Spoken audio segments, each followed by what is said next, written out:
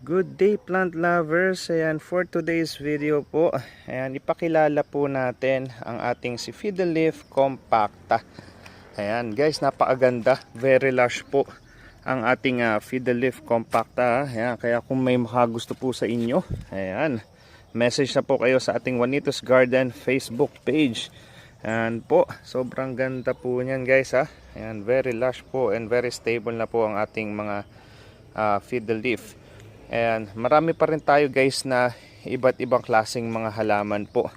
Ayan, kaya kung gusto nyo po na maging updated po sa ating mga plants available, message lang po kayo sa ating i-follow nyo po kami sa ating Juanitos Garden Facebook page. Ayan, maraming salamat po.